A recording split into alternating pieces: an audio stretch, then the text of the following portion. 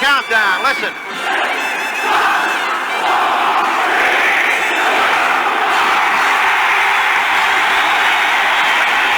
And look at this scene as the Giants defeat the Minnesota Vikings 24-23.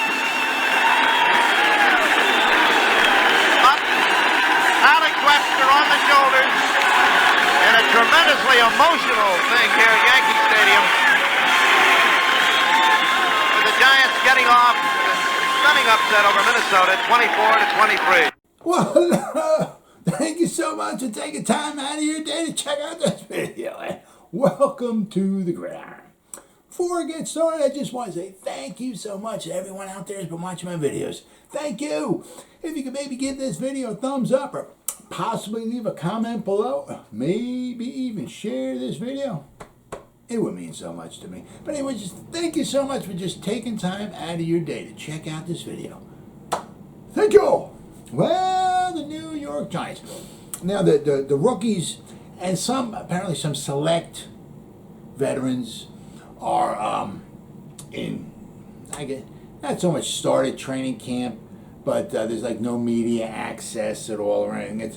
It's kind of like they're just trying to get them, I guess, ramped up and ready to go. So when they put the pads on next Wednesday, because next Tuesday when the rest of the vets show up, but a lot of that's probably like Daniel Jones, Saquon Barkley, Dexter Lawrence, Leonard Williams. I mean, the guys have been there. The guys who went through know what's to be expected and all and everything. So when those guys show up next Tuesday, then the following day, Wednesday, that's when the pads will come on. And I'm not exactly sure if media has access starting next Wednesday and through all training camp. I'm not exactly sure, but I know the pads come on next Wednesday. But I mean, as of right now, the rookies and some select veterans are there. But there's no media access. So I mean,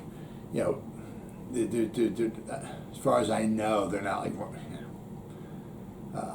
outside doing any type of training at all or anything like that. Running patterns or anything like that. But so there is stuff going on. Okay, it's just that there's no media access. So, and the best thing what I can probably say is that since we're not hearing anything, that's good, because as I said before in some videos, I said if you hear anything, chances are pretty good it's bad. Okay, so and so tore his ACL and boom, he's over for this. So everything's quiet. That could be a good thing. All right, so I got I tell you what, it's like a wild, just an uproar over the throwback blue uniforms that the Giants are going to be wearing 2 games this season. And there was a little video.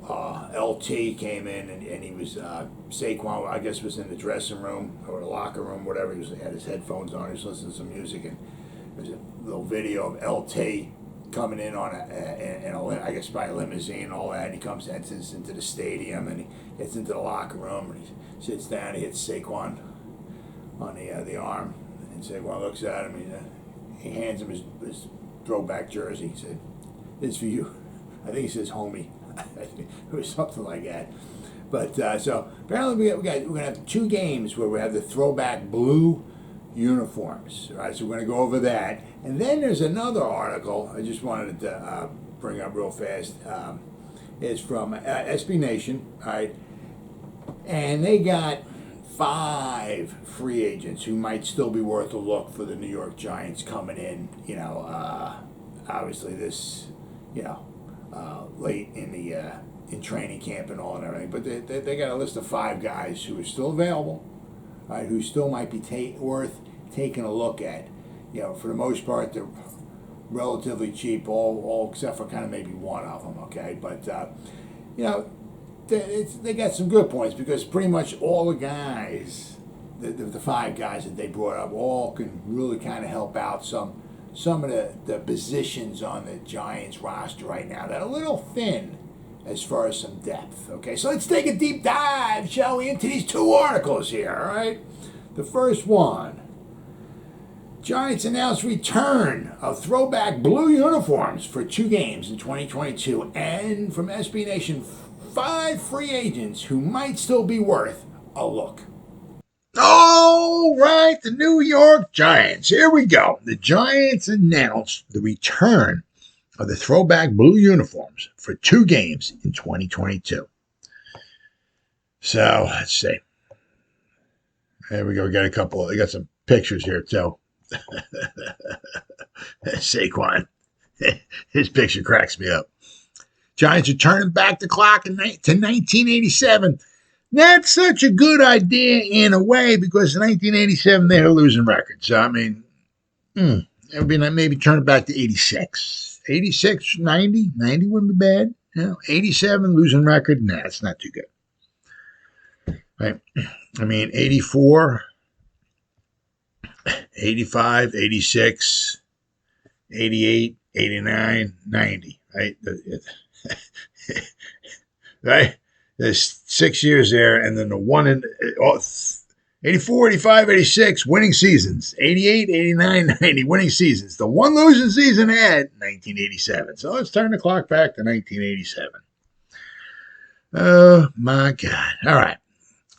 New York announced the return of the team's blue uniforms from that era, which the Giants will wear for 2 legacy games this season. Week 4 versus Chicago, Week 13 versus Washington. Now, note. These are 2 winnable games. All right, they're not going against the Eagles. It's not against the Cowboys. I forgot who else they got. The Ravens. Whoever's coming to town who might be a real tough opponent. They got 2 winnable games here. Okay, so all right, let's see what they can do. Here's Saquon. Clowning up. Then you got Daniel. All right, then you got Leo the Lion. And then you got Kenny G. Throw it to me deep, coach. All right. But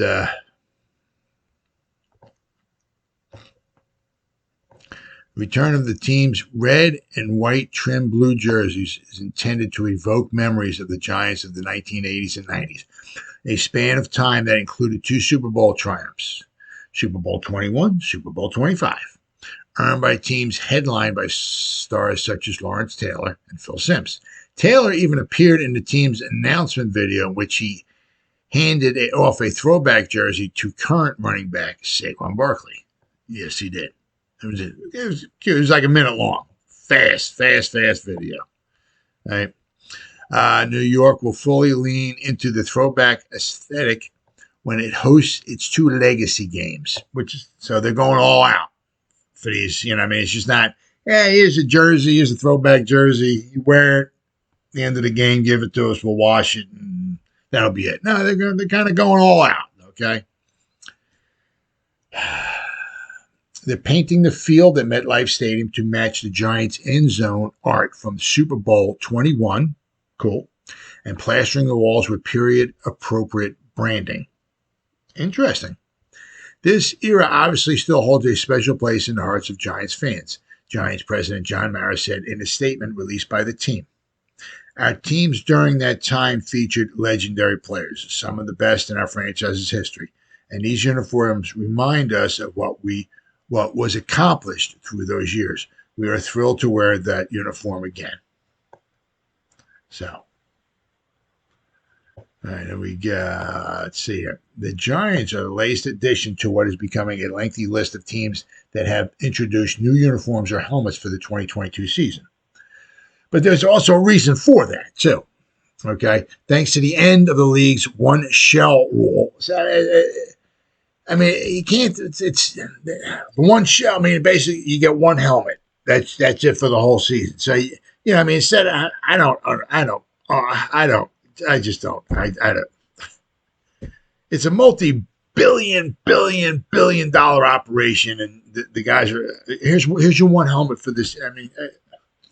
So that's why a lot of teams couldn't maybe do their throwback helmets and their throwback jerseys on, because they had one helmet, to wear. So, but apparently they did away with that. So now teams can maybe change go maybe do a throwback jersey throwback helmets, which is cool. I always love to see that. To change up the helmet, whatever.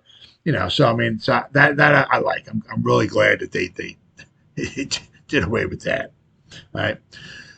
New York joined them in this regard, ensuring the classic blue uniform would be historically accurate by waiting until the end of the one shell rule before introducing the throwback look, which includes a period-appropriate navy shelled helmet with a single red stripe down the middle and the trademark Giants script on each side.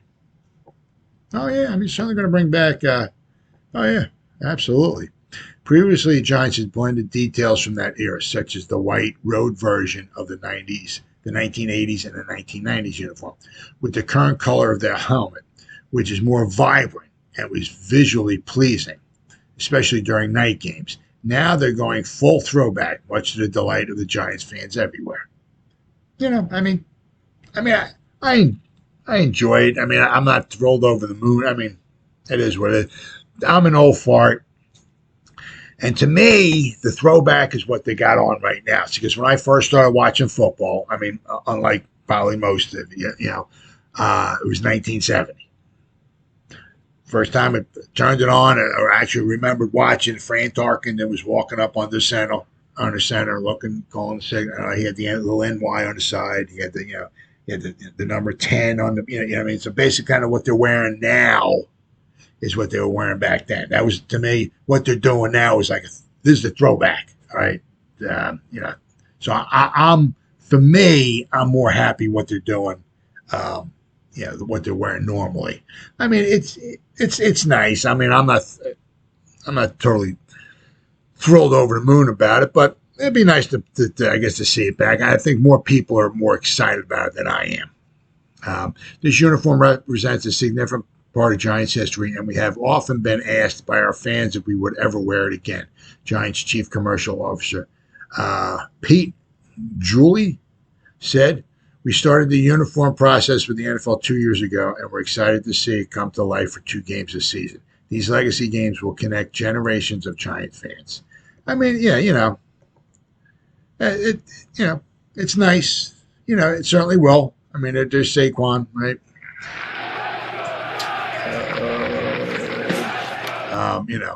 So we'll have to wait and see. But my point is that this is the time. You see the video here, okay? This, you don't want to disrespect what those guys did back in the 80s, or very early 90s, and all that, right? You don't want to disrespect this guy right there, okay? The greatest of them all, greatest defensive player, period, bar none. End of story. I don't care whatever these other jackasses come up with.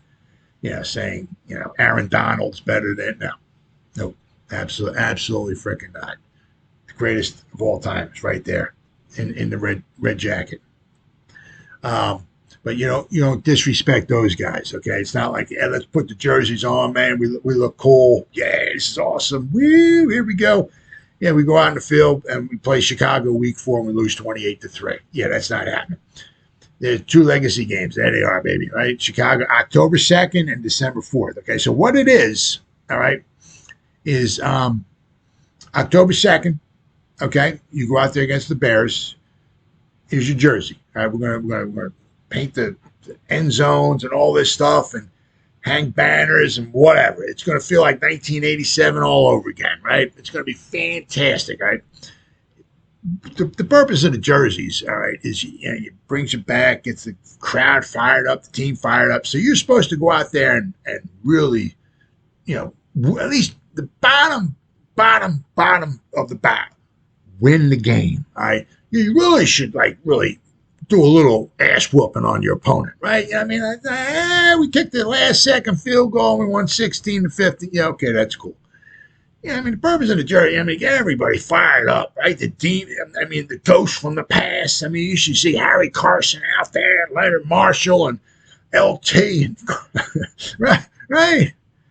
Carl Banks, and all those guys from the defense. And they should be out there helping the team. I mean, it should be a good 27-7 romp or something, right? You don't disrespect the team from the past. You don't disrespect the jersey. So what would be me? It's like, guys, this is how it's going to. No, it's not going to be like this. This is how we're going to do it. All right. you're going to put on a jersey from some special teams, special players back from the 80s, all right? Fantastic generation, fantastic part of history of the New York Football Giants. We're going to see how you do. If you embarrass the organization, if you embarrass the jersey, if you embarrass the players from back then, we're not wearing them again this year. Right? You got one chance. If you do a good job, you get to wear them the second time. So that's how I would do it. Apparently, it's not going to happen, but you'll notice here, right? The Bears and the Commanders, 2 winnable games. Okay, so we'll have to wind up waiting and see. I mean, it's not. You notice they're not playing it's not against the Cowboys or somebody they have a hard time beating, right? So I mean, these are 2 winnable games here. So we'll see what they wind up doing. But it'd be nice to see. Nice to see him on, and nice to see him hopefully go out there and kick some butt. Then we got this article here. This is from SB Nation. New York Giants roster 5 free agents who might still be worth a look. And it's true. I'll tell you, the first couple got me a little pumped up. Right? I mean, I'm not sure. It's kind of like, I don't know if Shane's going to be spending all his money right away. I mean, you need some money going into the season. So it just seems like whatever he has, right, as far as some salary cap money, it looks like he's probably going to be holding on to it, as I said, unless it's a thing of necessity where guys start getting injured left and right. But we'll have to see. The first practice of the New York Giants training camp is next Wednesday, the 27th. It's right around the corner. Training camp is the inception of the new season where the Giants had an overhaul of coaches and players. We will finally witness seeds of offensive and defensive philosophy with the Giants personnel. New General Manager Joe Schoen exhausted multiple options to upgrade one of the worst offensive line units in recent Giants memory. Schoen added a combination of cheaper veterans and a few draft picks to correct the 2021 liability. Schoen had little wiggle room with the cap as it stands today after every Giant draft pick finally signed, right? Thankfully. Big Blue has $5.428 million in cap space.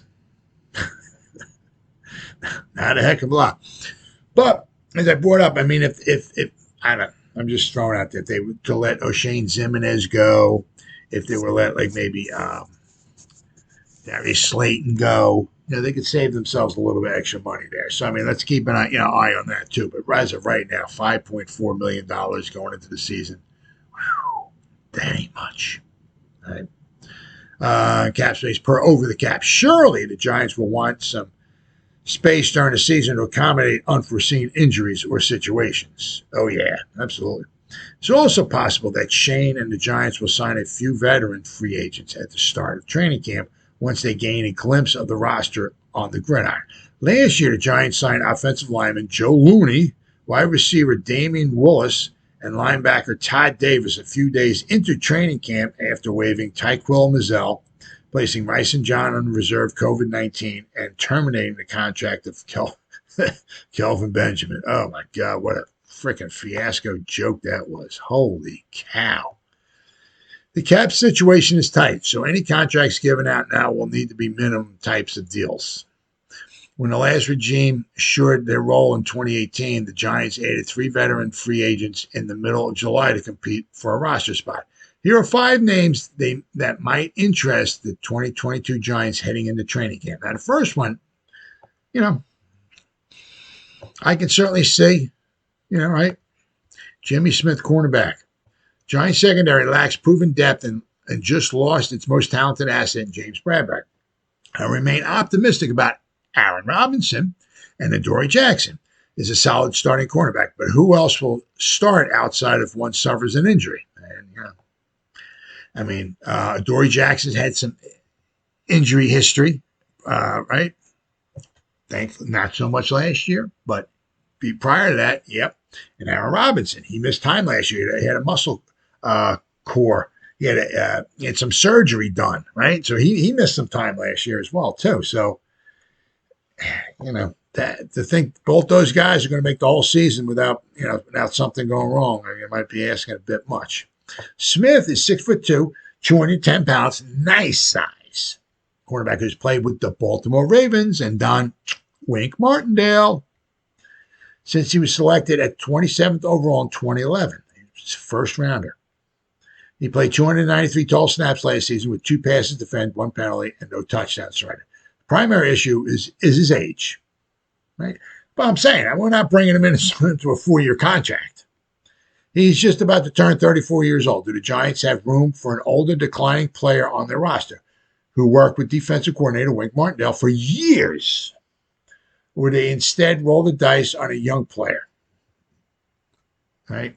Now, you got to, because on a younger player, the younger player is going to want to get some experience, right? Any play that gets out there is immensely valuable to a young player. So, they'll have to, just wait and see. They could sign him cheap, see how he assimilates, and make the decision at cutdowns, which is true. Last season, Martindale praised Smith after he returned from missing the first 2 games with an ankle injury. Smith only played 30% of the defensive snaps, was in charge of covering tight end T.J. Hockenson. Smith held him to 2 catches for 10 yards. If Smith is willing to sign a veteran minimum, right, contract, kicking the tires on him sure does not seem unwise. Absolutely not. And I'm going to show you here. Let's see here. Right, Jimmy Smith, right? As you can see, he's had, right, going back to 2011 here, right? But you'll notice, he's had some nice grades. If you go back, all right, even as far as 2017, he graded out at 81.9 as Pro Football Focus. I said last year, he didn't play a boatload of snaps, but they said 293, okay? But he still graded 65.9. Coverage grade, 67. On a minimum contract, right? Bring him in. 67.9. I'm not going to say he's going to get better than that, especially because maybe he's getting older and all, but veteran presence, cheap, right? He's familiar with what Wink wants to do. Why not roll the dice on him, right? Okay, then the next guy we got is this guy. I don't know. I'm just kind of scratching my head. Why isn't anybody picking this guy up?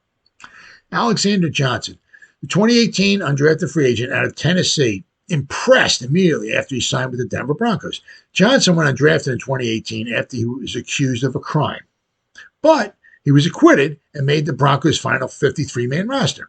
He eventually landed on the practice squad and assumed the starting role in Week 5 of the 2019 season.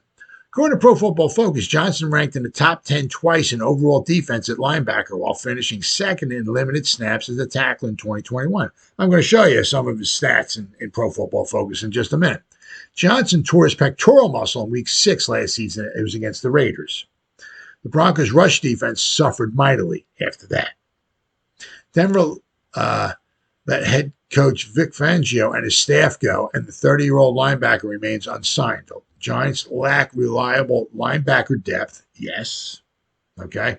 Johnson would probably command more money than the Giants have to spare. But, sometimes beggars can't be choosy. If he's going a month or another month or so without a team, or, they throw some money at him, right? However, if he could sign on for a discount, he would make sense for the Giants. Now, I'm just going to show you, right? Last season, I said, look, this was last season, okay, and he tore his pec against the Raiders. Against the Giants, he graded out a 78.5, right? But, he didn't do too well against the Raiders after he tore his pec. Really bad, but notice against Pittsburgh, graded out at 84, 75 against Baltimore, 74 against the Jets, 71 point Jacksonville, the 79 against the Giants. Really good. But as I said, you'll notice here, actually, the day before Christmas, he'll turn 31. So, all right. But still, let's look. The past couple of seasons, he graded out at 88 3 years ago. 88.5, right? It was in a 300 pass rush, 100 times, 377 pass. Then the next year he was graded out at 65.4, but last year 80.9. So it's not like we're talking about some slouch here. It said he would command a little bit of money. Okay. And he is old. He's not probably not a long-term solution. I mean, I don't know if they would to bring him in just for a year and hope he takes a huge discount, or they sign him for maybe 2 years. Sign him for a few million this year and bump it up next year when the Giants will have some money to spend. But I'll tell you what, when the guy is on the field, the guy produces. I mean, look at it, tackling a 90. I mean, look at it. I mean, tackling 79.2. He's Grace 82. Tackling 9. Run defense a 90. 2 years ago, run defense 91.4. So are you serious? I mean, holy cow. Right? I mean, that might be a little bit of somewhere a little bit in coverage, right? I mean, against the Raiders, they had a bad team. But I mean, all the other game, I mean, look, he was like a Hall of Famer against the Giants. Graded out 79.4 in coverage against the Giants. But I mean, his coverage grade this first year was a 76.3. I mean, I don't know.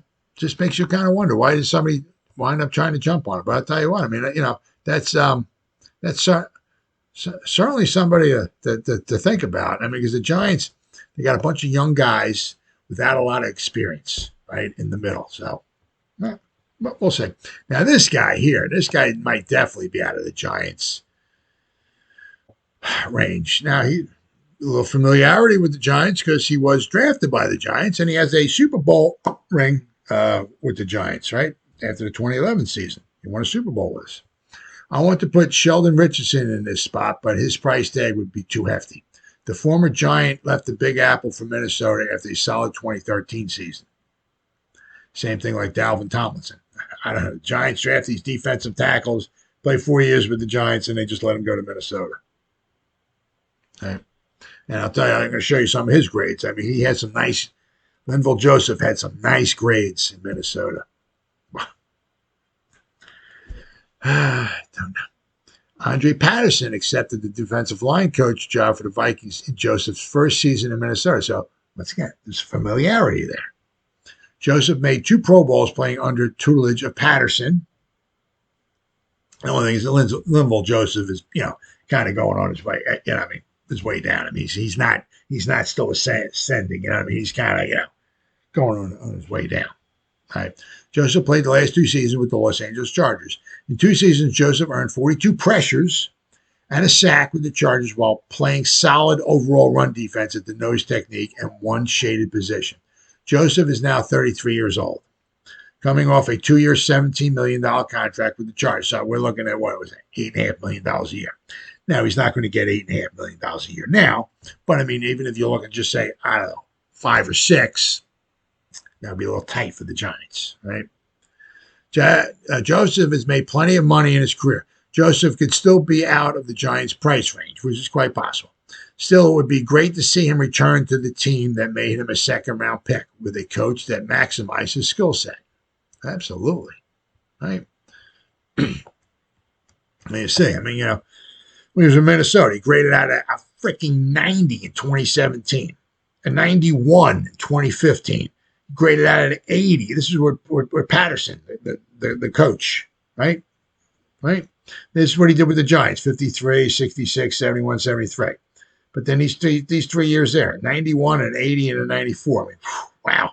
I mean, even go last year. He was graded 63. Right? Then good with the pass rush, right? But, I mean, he's pretty much, I mean, he didn't do too well last year. I mean, as I said, he's kind of going on his way down, all right? But he didn't do too phenomenal last year with the run defense. But, I mean, before that, I mean, he was very, very solid with the run defense. It's just a good overall veteran presence, a lot of experience, good rotational. Okay, just in case Ellis doesn't do a phenomenal job, maybe DJ Davidson, somebody gets hurt, right? I just don't know if the Giants are going to want to spend, say, maybe $5 million a year, right? Pretty much all the money that they have left on a nose tackle, right? An aging nose tackle. So, I mean, if it was a nose tackle that somehow could just make a difference, okay. But I mean, just an aging nose tackle just for some depth, I don't see that happening. Then we get Dylan Moses. Keep doing this. Dylan Moses, linebacker. All right. There we go. Now, he's a little bit of a story. Moses was a consensus 5-star recruit out of the esteemed IMG Academy in Bradenton, Florida. The same school attended by Evan Neal. Like Neal, Moses went to Alabama and was a 2-time national champion, first team All-SEC, second team All-American. So, I mean, there's talent there. Moses was a finalist for the Buckers Award in 2018, but lost to LSU's Devin White. Nothing to be ashamed about that. Devin White's a hell of a ball player. Hell of a ball player. Now with the Tampa Bay Bucks, just before the 2019 season, Moses suffered a bad knee injury and missed the entire year. He's a step slower. I'm going to show you his grades in college, and he was a step slower. But they say sometimes after knee injury, it takes sometimes 2 years to come back from it. So maybe that's what's going to wind up happening to him. Maybe, after he had a year off, or maybe once it's his second year or so, maybe he'll be more like himself. I'll have to say. Let's see. Moses is just 24 years old at 6'1", 240 pounds. The Giants still have a questionable depth at linebacker. Yep. There's no harm in allowing Moses, right, a former team captain of the most prestigious college program, to compete in training camp. Why not? Come on in, dude. Absolutely. He may not make the team, but at least the Giants are now familiar with his skill set. And if they suffer injuries throughout the season, which is quite possible because we're talking the New York Giants here, okay, they can add him and the transition would be easier. All right, so we got, all right. That is him at Alabama, okay?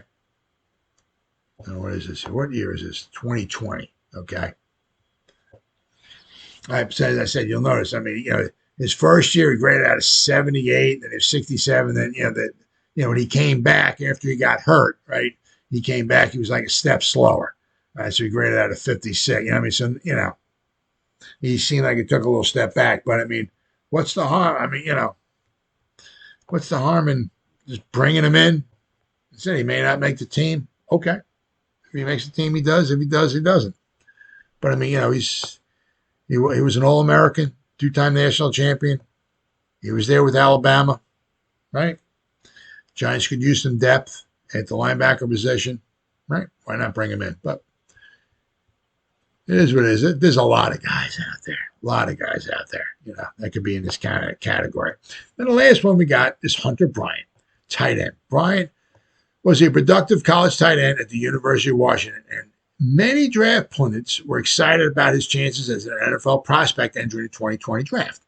He was injured during his sophomore season before returning to the Huskies for his junior 2019 campaign. He recorded 52 catches, 825 yards, and 3 touchdowns, earning first-team All-Pac-12 honors. However, he did not test well at the NFL Combine, and he was a lot shorter than many imagined, at only 6'2", which is not the best. Okay, Bryant went undrafted and was signed by the Lions because of his reality. He only had 1 catch of 44 yards in his career and spent much of the time battling injuries. He failed his physical designation in 2021 and was waived by the Lions in 2022. The former 4-star recruit is only 23 years old and should command nothing more than a minimum contract, which is true. And the Giants, talking tight ends, right? Why not? Right? Why not bring him in? And I said, you'll see here. Right? This is in 2020, okay? Right? With the Lions. He played in five games. Weeks 13, 14, 15, 16, and 17, okay? He had a grand total of 26 snaps. Let's see, snaps by position. What do we got here, right? He was in line 22 times. He was on a kick return team 35 times, okay? But he played out wide, right? 2 times. He was in the slot 2 times, and he was in line 22 times. So that's just 26 offensive snaps right there. Okay. All right. He was on 12 run blocking. Right. His run block was a 57.2. Right. And his offensive grade was a 72.1. His pass grade was a 75. So that's not bad. I mean, same thing like with him, right? Why not bring him in? I mean, especially guys on league minimum, or you bring him in like a minimum contract. And if he doesn't make the team, it is what it is. But I mean, it just seems like right now it's kind of like, I mean, you keep seeing these articles, 5, free agents the Giants could look to sign, 7 free agents the Giants, 3 free agents. I mean, you keep seeing these articles more and more, and it just seems like kind of like right now, especially with the Giants only having about $5.5 million of salary cap space. It just seems like for right now, Joe Schoen's gonna sit down. I'm not going to say relax, but sit down and let the guys play out, the guys that he has, and only replace the guys as accordingly, meaning, if they get injured. And because, injuries do happen, especially we're talking the New York Giants. So, Shane will have his work cut out for him, that's for sure. But I said, there's no way. I mean, the 90 guys that are on the roster, even the final 53 to make it for the week 1 against the Titans, that's not going to be the final 53 that make it the week 17 or week 18. So there's going to be some roster, movement, that's for sure. But who knows? Maybe some of these guys, one of these 5 guys, somewhere along the line throughout the season, just might find their way onto the New York Giants roster. So you see, everybody, pretty much everybody, I guess maybe except for me, is really all jacked up that they're throwing the throwback blue uniforms on. Now, that's all fine, fancy, and cute and everything like that, but you got to win the game. You got to win the games. There's 2 games. They got to win them both. Okay, now, however it is, usually you need to go out there and just totally annihilate your opponent. Okay, then you got the mystique going. Then it's like they're throwing the blue. Oh, man, they got the blue throwback jerseys on. We don't want to be playing them then, you know what I mean? It's got to have a mystique to it. So you got to go out and just start annihilating your opponents, right? Giants haven't been doing that, okay? So I would like to see it personally, all right? As I mentioned in the video, we're going to try out 1 game. We're going to see how you do. If you don't do good, you don't get it the second game, okay? That's how we're rolling, all right? We're not going to put the blue throwback jerseys on. You embarrass the Giants. You embarrass the organization. You embarrass the teams from the 80s that won the Super Bowls, okay? We're not going to have you guys coming out and embarrassing the Giants' history, okay? So it'll be 1 and done, all right? Maybe we'll try it again next year. So you get 1 game.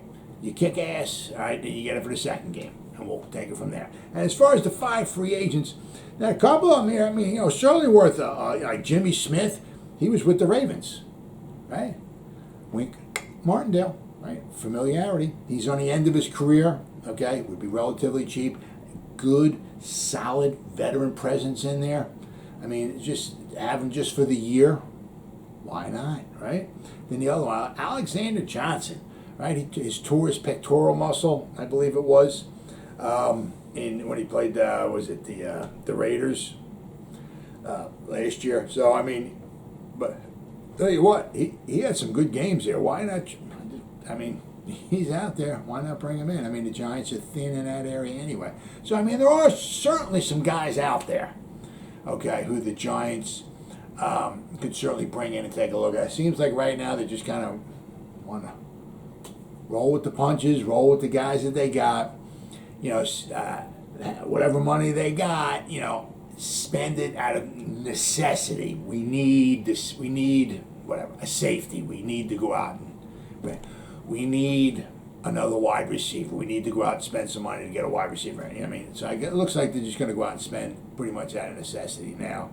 Hopefully, unfortunately, meaning out of necessity means that possibly somebody wound up getting injured, right? And we certainly don't want to hear any of that at all. But there are certainly guys out there that that's certainly worth taking a look at. And by no stretch of imagination, 90 guys or so that the Giants have taking the field next Wednesday to start training camp it's not your final roster. The roster is always evolving. Guys will be on the practice squad. Guys will be getting released. We'll be bringing new guys in off the street and all that and everything. So by no stretch of imagination, the 90 guys that we got right there, that, and even the 53-man roster that we start off week 1 against Tennessee, by no stretch of imagination is that going to be the final roster by the end of the season, I say, because, between, we know with the Giants, injuries, right, maybe poor play or whatever the case may be, guys will be coming and guys will be going. It's a revolving door, and it's the way it'll be, all season long. Now, with, I'm certainly not saying 75% of the roster is going to be, revolving door, but I mean, we're going to have some different names in there, no doubt about that. But there's certainly guys out there, and there'll always be guys out there certainly worth taking a look at. And the one nice thing is that the longer it goes, okay, before those guys sign with the team, the cheaper they'll be. And when it comes to the New York Giants, especially for this year, the cheaper the better. Well, as always, guys, thank you so much for taking time out of your day to check out the video. You guys stay safe out there and go Giants! Woo!